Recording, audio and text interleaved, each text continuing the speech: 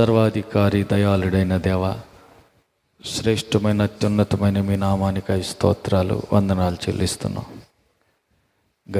గడిచిన కాలమంతా మాతో కూడా ఉన్నవాడా, అన్ని రీతిలో మేలు చేసిన దేవ, సహాయం చేసినవాడా, ఆదుకున్నవాడా, చాచిన రెక్కలన్నీ దాచి భద్రపరిచినందుకై నీకు స్తోత్రాలు, వందనాలు చెల్లిస్తున్నాం. ఈ సాయంకాల సమయంలో కూడిక ప్రారంభం నుంచి ముగింపు వరకు మాతో ఉండమని, పాటల్లో, ప్రార్థనలో, వాక్య పరిచర్యలో, ముందున్న కార్యక్రమం అంతట్లో తోడై ఉండి నడిపించి సమస్త ఘనత, మహిమ, ప్రభావం అంతా మీరే పొందుకోమని, ప్రతి ఆటంక అభ్యంతరాలు లయపరిచి అంధకార శక్తుల, తంత్ర కుయుక్తులన్నీ యేసు నామములో బంధిస్తున్నాం. నీ బిడ్డలను ఒక్కొక్కరిని బలపరిచి ఉజ్జింపజేసి వాడుకొని మహిమ, ఘనత, ప్రభావం అంతా మీరే పొందమని, ఆశీర్వదించమని యేసు నామములో వేడుకుంటున్నాము తండ్రి, ఆమేన్. దేవుని పరిశుద్ధ నామమునకు మహిమ కలుగును గాక. హల్లెలూయా.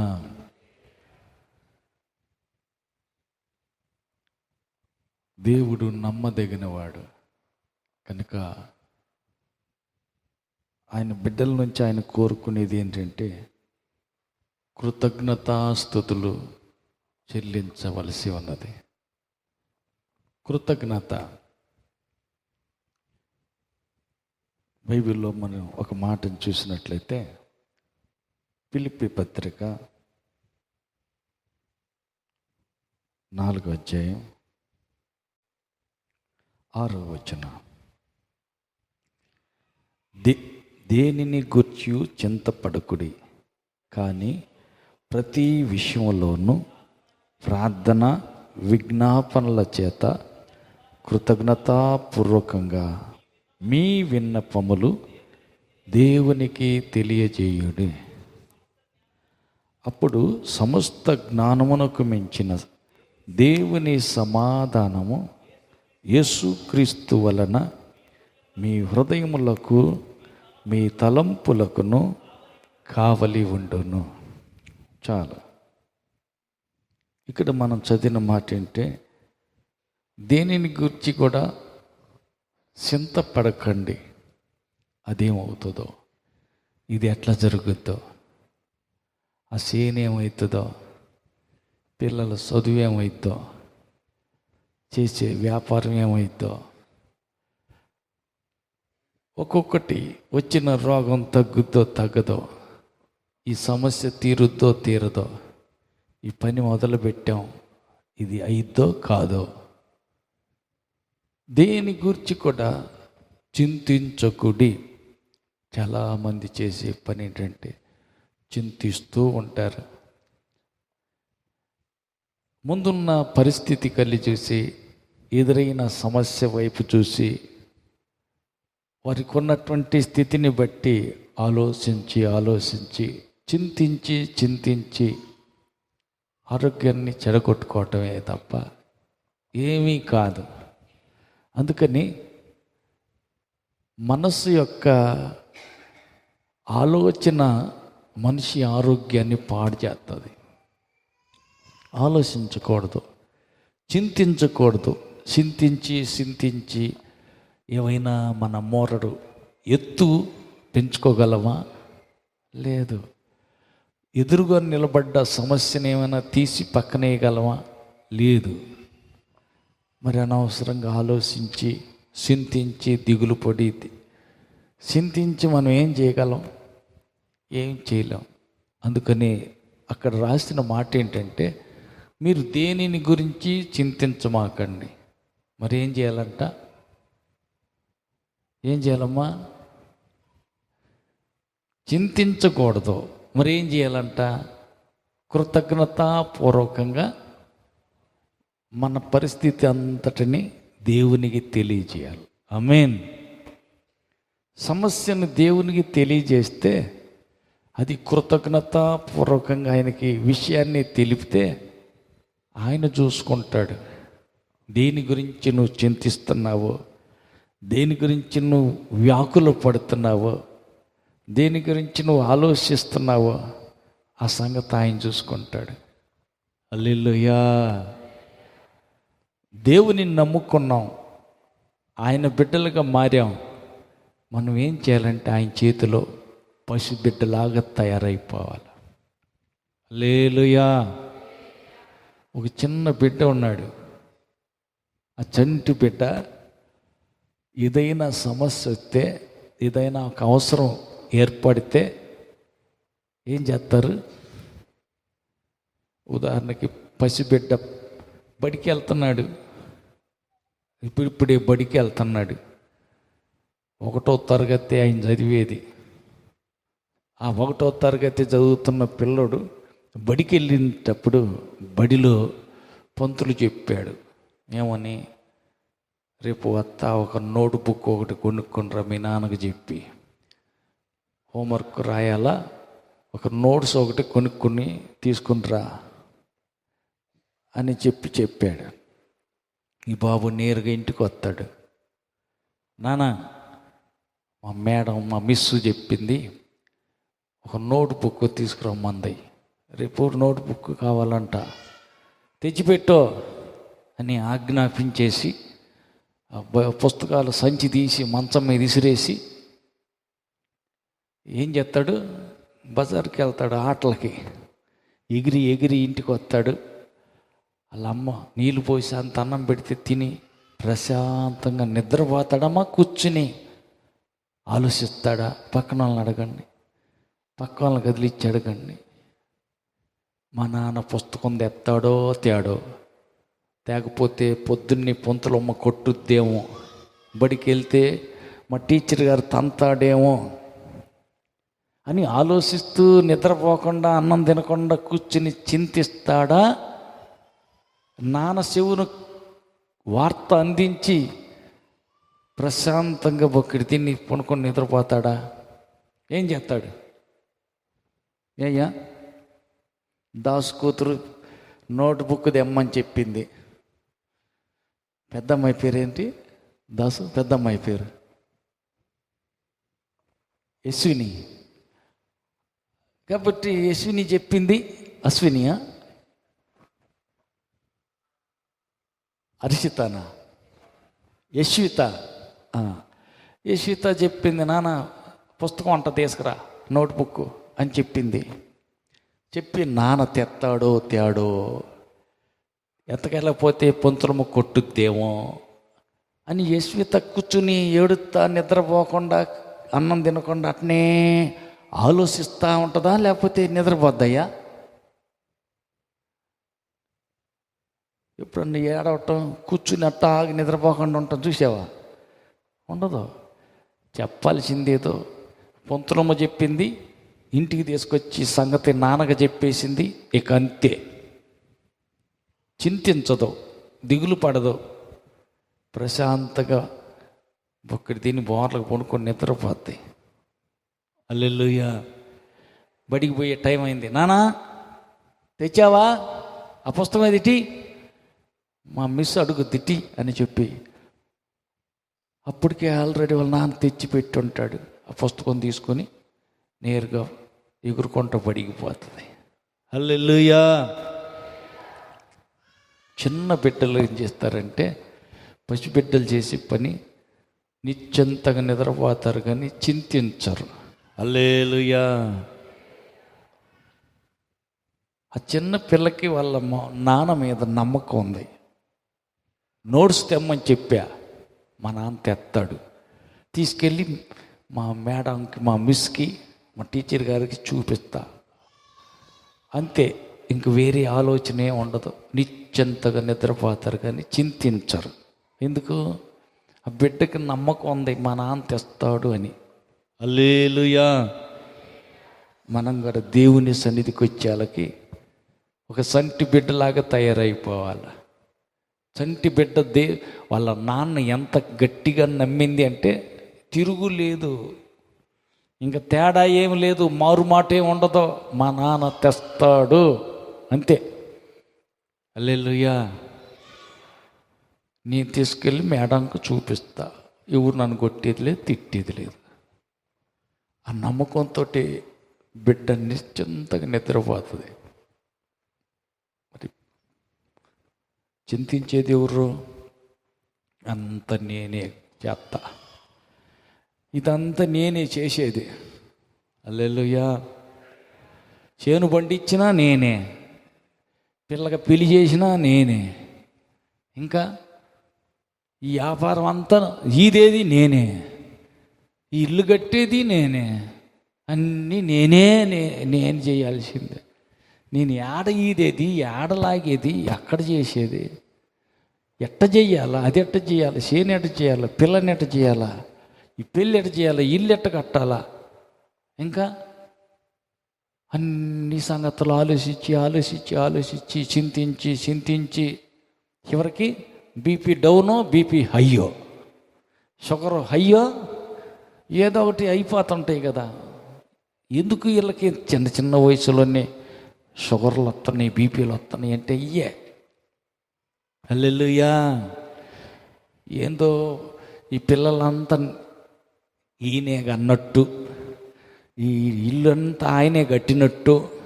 హల్లెలూయా. చేను మొత్తం ఆయనే పండించేసినట్టు, అంతా ఆలోచన అంతా ఆ మనిషిదే. విత్తనం నాటి ఇంటికి వచ్చి పడుకున్నావే కానీ ఆ విత్తనంలో నుంచి మొలక నువ్వేమైనా తెప్పిస్తున్నావా?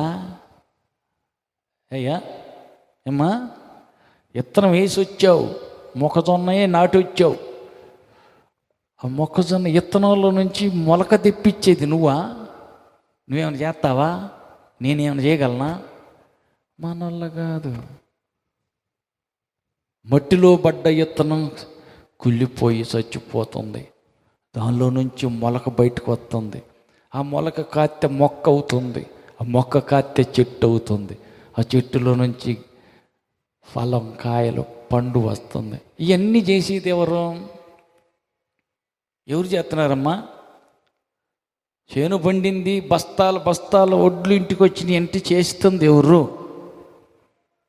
హల్లెలూయా. విత్తనం నాటి వారిలో ఏమీ లేదు, దానిలో నీళ్లు పోసే వారిలో ఏమీ లేదు, కానీ దాన్ని వృద్ధి పొందింపజేస్తూ ఉన్న దేవుడి గొప్పతనమే. హల్లెలూయా, హల్లెలూయా. కాబట్టి దేవుడే చేస్తున్నాడు. అదే రీతిగా ఏదైనా ఒక ఇల్లు కట్టాలా, ఒక పిల్లగా పెళ్లి చెయ్యాలా, ఏదైనా ఒక కార్యం తలపెట్టి దాన్ని నెరవేర్చాలా, అవన్నీ దేవుడే చేస్తాడు. హల్లెలూయా. యెహోవా ఇల్లు కట్టించని ఎడల దాన్ని కట్టువారి ప్రయాసం వ్యర్థమైపోతుంది. హల్లెలూయా. కాబట్టి యెహోవానే ఇల్లు కట్టించాల. ఆయన కట్టిస్తే నీవు కట్టగలవు, ఆయన చేపిస్తే పెళ్ళి చెయ్యగలవు, ఆయన ఆశీర్వదిస్తే నువ్వు విత్తనం వేసావే ఆ చేను పండగలదు. హల్లెలూయా. దేవుని ఆశీర్వాదం లేకుండా, దేవుని అనుమతి లేకుండా, దేవుని దీవెన పొందకుండా మనం ఏమీ చేయలేం, మన వల్ల కాదు. మరి చింతించేది ఎందుకు? నేనే మొత్తం చేయాల్సింది, అంతా నేనే చేసేది. ఏంది నీ ముఖం నువ్వు చేసేది? ఏం చేయగలవు? హల్లెలూయా. పక్క వాళ్ళతో చెప్పండి. ఆయన అనుమతించకుండా ఒక బిడ్డని బ్రతికించగలవా? పిల్లలు లేక ఏడ్చేది ఎంతమంది? పోనీ బిడ్డ పుట్టిన భూమి మీద పడ్డా కానీ ఆ బిడ్డని బ్రతికించేది ఎంతమంది? మన వాళ్ళేం కాదు. యెహెజ్కేలు గ్రంథంలో మనం చూస్తాం, నీవు భూమి మీద పడినప్పుడు, భూమి మీద నెత్తురు మడుగులో నువ్వు పడి ఉన్నప్పుడు నేను వచ్చి నువ్వు బ్రతుకు అన్నా, అప్పుడు నువ్వు బ్రతికావు. హల్లెలూయా. అంటే దేవుడు బ్రతుకు అంటేనే కెవ్వున కేకేసి బిడ్డ ఏడ్చి ఆ బిడ్డ బ్రతికాడు. తల్లి కడుపులో 9 మాసాలు ఉండి భూమి మీదకి వచ్చిన బిడ్డ ఊపిరి పీల్చుకొని ఈ కొత్త వాతావరణంలో బ్రతికాడు అంటే దేవుడు అనుమతిస్తేనే బ్రతుకు అని ఆయన ఆర్డర్ ఇస్తేనే, లేకపోతే మన వల్ల కాదు. హల్లెలూయా, హల్లెలూయా. అమ్మ కడుపులో నీటి బిందువుగా ఏర్పడిన ఒక పిండం నెలలు గడిచే కొద్దీ గోర్లు ఎట్ట ఏర్పడ్డాయి, ఎంట్రుకలు ఎట్ట ఏర్పడ్డాయి, ఎముకలు ఎట్ట ఏర్పడ్డాయి, శరీరం ఎట్ట ఏర్పడింది, ప్రతి అవయం ఇవన్నీ ఎవరు చేశారు? అమ్మ, మీ అమ్మ చేసిందా మీ నాన్న? పక్కన అడగండి, ఎవరు చేశారు? ముక్కు మూతి అన్నీ రెడీగా చేసి తయారు చేసింది ఎవరు? మీ అమ్మ మీ నాన్న? దేవుని చేతులే అమ్మ కడుపులో అన్ని అవయవాలు ఏర్పాటు చేసినాయి. ఆయన చేసిన చేతి పనే మనం. హల్లెలూయా. అమ్మ కడుపులో మనల్ని అన్ని అవయవాలు పెట్టి ఈ రూపాన్ని ఏర్పాటు చేసింది దేవుని చేతులే, నిన్ను నిర్మించింది. ఆమేన్. మరి అలాంటప్పుడు నిన్ను నిర్మించింది దేవుడే, నీ చేత ఒక్కొక్క పని చేపించేది దేవుడే, నీకు కావలసిన సమయానికి సమకూర్చి ఇచ్చేది దేవుడే, సమస్తాన్ని నెరవేర్చువాడు దేవుడే. మరి దేవుడిని కాకోకుండా నువ్వు ఒక్కతని ఆయన చేయగలవా? ఆయనే అంటాడు, నా నుంచి మీరు వేరై ఏమీ చెయ్యలేరు. దేవుడు లేకుండా ఏం చేయగలం? మన వల్ల ఏమన్నా అయిద్దా? ఏమీ కాదు. పక్క వాళ్ళని అడగండి, పట్టెడన్నం తిని దేవుని అనుమతి లేకుండా అరాయించుకోవటం నీ చేత అయిద్దా? పట్టెడు అన్నం తిని దేవుని అనుమతి లేకుండానే తిన్న అన్నం అరాయించుకోవటం నీ చేత అయిద్దా? మరి అంత మాత్రానికి ఎందుకు ఎంతగా చింతిస్తున్నావు? నేనేం చేయాలా, నేను ఎట్ట చేయాలా, అది ఎట్ట చేయాలి, ఇది ఎట్ట చేయాలా? చింతించమాకు. చింత యావత్తు దేవుని మీద పడే. అంటే నీ బాధ ఏందో, నీ అవసరం ఏందో, నీ చింత ఏందో, నీ సమస్య ఏంటో, నీ అవసరం ఏంటో దేవుడికి చెప్పు. ఆ పిల్లగాని వచ్చి, నాన్న నోట్ బుక్ తెచ్చిపెట్టు, రేపు పొద్దున్న బడికి వెళ్ళే టైంకి నాకు నోట్స్ కావాలా అని చెప్పి నిశ్చింతగా నిద్రపోయినట్టు నీవు కూడా చేయాల్సిన పని ఏంటి? దేనిని గురించి చింతించొద్దు. నీ చింత యావత్తు దేవుని మీద వేసేయి. సంగతి ఏందో చెప్పు, సమస్య ఏదో దేవుడికి వివరించు, నీ బాధ ఏదో దేవుడితో చెప్పుకో, ప్రశాంతంగా నిద్రపో. ఇంకేది ఆలోచించమాకు, దేని గురించి చింతించమాకు. దేని గురించి చింతించి ఏడిసి సీదేసి గోడల నిండా మేపలు గీసి, కొంతమంది ఏడుస్తా సీదేదాన్ని గోడలకి వేస్తారు. గోడల మీద ఇసిరి వేస్తూ ఉంటే ఎండిపోయి మేపలుగా ఉంటాయి. ఏంటి అమ్మ గోడ నిండా ఏందో అన్నీ డ్రాయింగ్లు ఉన్నట్టున్నాయి అంటే, ఏం చేస్తావన్నా, మా బాధలు అట్టున్నాయి. హల్లెలూయా. వాళ్ళు ఎంత ఏడిసింది గోడలు చెబుతాయి అన్నమాట. ఏడుపు వస్తే ఏడిసిందంతా శివుడు తీసి గోడలకు ఇసిరి కొడతా ఉంటే ఆ గోడల నిండా ఎండిపోయి అన్ని మేపలుగా కనపడతాయి, డిజైన్లుగా. హల్లెలూయా. ఏడ్చి సీదేసి ఏమైనా సాధించగలిగావా? లేదు. ఆరోగ్యం చెడిపోయి బీపీ పెరగటమో, బీపీ తగ్గిపోవటమో, షుగర్లు పెరగటమో, గ్యాస్ ట్రబుల్ ఎక్కువ అవటమో, ఇంకా హార్ట్ అటాకులు రావటం, గుండె జబ్బులు రావటం, అవి కొనుక్కొచ్చుకోవటానికి తప్ప నువ్వు చింతించేది వాటి వల్ల ఏమి ఫలితం లేదు. అయితే మరి ఏం చేయాలా? యేసు ప్రభువుని నమ్ముకో. అలా కూతురు వాళ్ళ నాన్న ఎంత గట్టిగా నమ్మిందో అంత నమ్మకం పూర్తిగా నమ్ము. నిండా మునుగు, ఏ చలి ఉండదు. పూర్తిగా నమ్ము, నీకు ఏ చింత ఉండదు. సంగతి ఏందో దేవునికి చెప్పు, నిశ్చింతగా నిద్రపోతావు. దీనికి నువ్వు దిగులు పడక్కర్లా, దేని గురించి నువ్వు చింతించనక్కర్లా. హల్లెలూయా. నువ్వు చేయాల్సిన పని ఏంటంటే సంగతి ఏదో దేవునికి చెప్పు. చింతించటం ఆపేసేయి, సంగతి ఏందో దేవునికి చెప్పు, నిశ్చింతగా నిద్రపో. హల్లెలూయా. దేవుని మీద నమ్మకం ఉంటే, దేవుని మీద నీకు విశ్వాసం ఉంటే సంగతి దేవునికి చెప్పు. నేను దేవుడికి చెప్పాను, నాకు దేవుడి కార్యం చేస్తాడు, నమ్ము.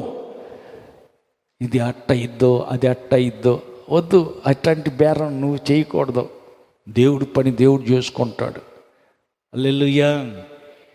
తెలియని వాళ్ళు ఏం చేస్తారంటే, ఒకసారి ఒక ముసలామ గడ్డి మోపు నెత్తిన పెట్టుకొని చాలా దూరం పొలం వెళ్ళి వస్తుంది, ఇంటికి వస్తుంది. పగలంతా సొంత చేలో పనిచేసింది. వత్త మోపు గడ్డి కోసుకొని నెత్తిన పెట్టుకొని మోసుకొని వస్తూ ఉంది. మోసుకొని వస్తుంటే ఆ పై చేయను ఆయన ఒక ఆయన, ఇప్పుడంటే ఈ బండ్లు వచ్చినాయి, అప్పుడు ఏంటి అమ్మో టైర్ బండి రాకతలికి, టైర్ బండి రాకతలికి అప్పుడు వేరే బండ్లు ఉండేవి చూడు, వైర్ బండి అంటారా, చెక్క. ఇప్పుడు టైర్లు వచ్చినాయి. టైర్లకు రాకముందు అప్పుడు బండికి ఏముండేవి? చక్రాలు. దేంతో చేసేవాళ్ళు తెలీదా? చూడలేదా? అదే చక్రాలు దేంతో చేసేవాళ్ళు? ఈ టైర్ బండి రాకతలికి అప్పుడు చక్రాలు దేంతో చేసేవాళ్ళు? చెక్కతో చేసినాయే కదా. చెక్కతోటి చక్రాలు చేస్తారు.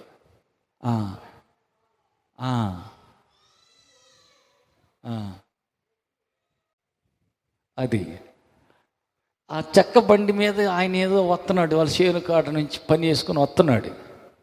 వత్త ఓరు ముసలిదాన ఎంత దూరం మోసుకెళ్ళాలా, బండి ఎక్కు అని చెప్పేసి ఎక్కేస్తే ఎక్కాడు. బండి ఎక్కిన మనిషి ఇదేం చేయాలి, మోపు ఏం చేయాలా, అమ్మ ఎక్కుంటే ఎక్కాడు. ఎక్కిన ఏమేం చేసింది, మోపు నెత్తినే పెట్టుకుని కూర్చుంది బండి మీద.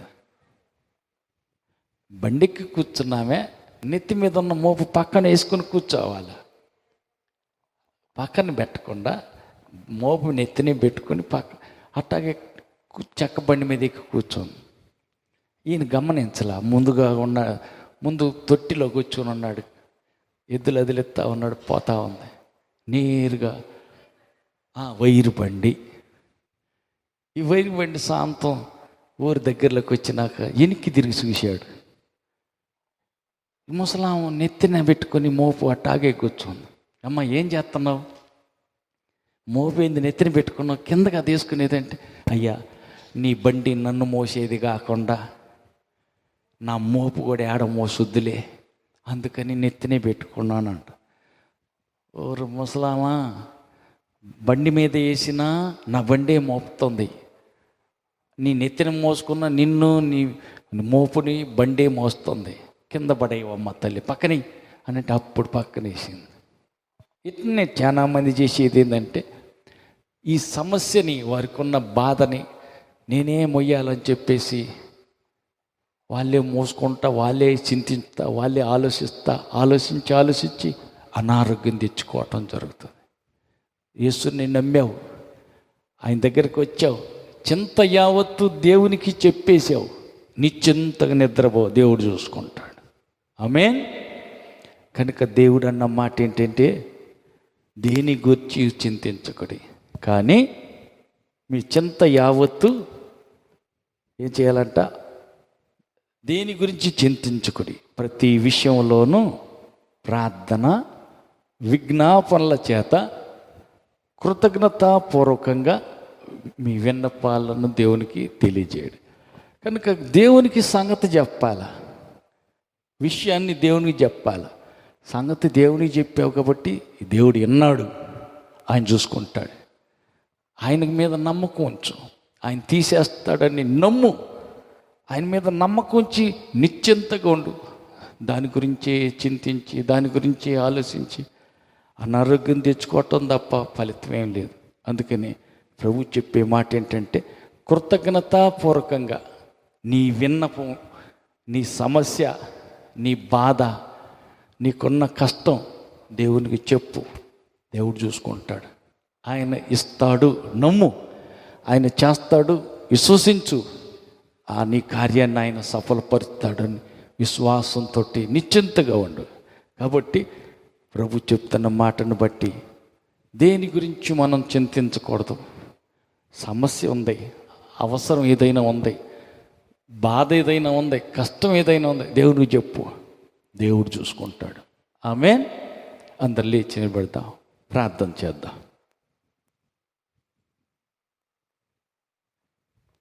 చేతులు ఎత్తుదాం, కళ్ళు ముద్దాం, ప్రార్థన చేద్దాం. ప్రార్థన చేద్దాం. సర్వాధికారి దయాళుడైన తండ్రి, నీకు వందనాలు. కూడి వచ్చిన నీ పిల్లందరి కొరకై స్తోత్రాలు. బిడ్డలు చేసిన ప్రతి ప్రార్థన, విజ్ఞాపన ఆలకించినందుకై నీకు స్తోత్రాలు. దేని గురించి చింతించుకుడి, కానీ ప్రతి విషయంలో ప్రార్థన విజ్ఞాపన పూర్వకంగా తండ్రికి తెలియజేయడం చెప్పిన నీ వాక్కును బట్టి నీకు స్తోత్రాలు. మమ్మలను గురించి చింతించుచున్నవాడు నీ ఉన్నావు కాబట్టి మేము దేని గురించి చింతించనక్కరలేదని మా చింత యావత్తు నీ చేతికి అప్పగించవలసినదిగా మమ్మల్ని హెచ్చరించినందుకై స్తోత్రాలు. అవును స్వామి, మమ్మ గురించి చింతిస్తున్న నీ ఉన్నందుకై నీకు స్తోత్రాలు. నీ సన్నిధి సహవాసం కొరకై నీకు స్తోత్రాలు. మాలో ప్రతి ఒక్కరిని గూర్చి మేము చింతిస్తూ ఉన్నందుకై స్తుతిస్తున్నాం. నీ బిడ్డల యొక్క ప్రతి చింతను మీరు చేతికి అప్పగించి ఉండగా ప్రభు మీరే సమస్త పరిస్థితులను చక్కబర్చి ప్రతి ఆటంకాలను తొలగించి ప్రతి అవసరతను తీర్చి నీ బిడ్డల ప్రతి బాధ, వ్యాధి, బలహీనత, శోధన, కీడులన్నీ కొట్టివేసి నీ బిడ్డలందరికీ గొప్ప నెమ్మది, గొప్ప సమాధానం, గొప్ప విడుదల కలుగునుగా కానీ ఆజ్ఞాపిస్తున్నాం. యేసు నామములో నీ బిడ్డలకు విజయం కలుగునుగాక. నీ బిడ్డల పక్షాన నీ ఉన్నావని రుజువు చేయుదురుగాక. అద్భుతకరుడైన దేవ, నీ బిడ్డలకు ఎదురైన ప్రతి సమస్య, ప్రతి వ్యాధి, ప్రతి రోగం, ప్రతి కొరత, ప్రతి లోటు మీరే తీర్చి సమాధానం ఇచ్చి ఈ రాత్రికాల దీవెనాసురాలతో బిడ్డలందరినీ నింపమని, రేపు జరగనున్న కార్యక్రమం అంతా మహిమకరంగా జరిగించి దూర ప్రాంతాల నుంచి నీ సన్నిధికి వస్తున్న బిడ్డలందరినీ క్షేమంగా నీ సన్నిధికి తోడుకొని వచ్చి రేపు వడ్డం చేసేవారిని, వంట చేసే బిడ్డలను, పరిచర్య చేసే ప్రతి ఒక్కరిని పేరు పేరున మీరు ఆశీర్వదించి పరలోక సంబంధమైన ప్రతి దీవెన ఆశీర్వాదాలతో నింపమని, సమస్త ఘనత మహిమ నీకు మాత్రం చెల్లిస్తూ ఇన్ని బిడ్డలందరినీ మీ చేతులకు అప్పగిస్తూ దీవించమని మహిమతో మధ్య ఆకాశానికి రానున్న మా ప్రభువును రక్షకుడైన యేసు నామములో ప్రార్థించి వేడుకుంటున్నాము తండ్రి. ఆమేన్. మన ప్రభువైన యేసు క్రీస్తు కృపయు, తండ్రిని దేవుని ప్రేమయు, పరిశుద్ధాత్మని యొక్క అన్యోన్య సహవాసం కూడి వచ్చిన మనకును సర్వలోక పరిశుద్ధులందరికీ సదాకాలం తోడైండునుగాక. ఆమేన్. ఆమేన్. హల్లెలూయా. ఆమేన్. అందరికి వందనాలు.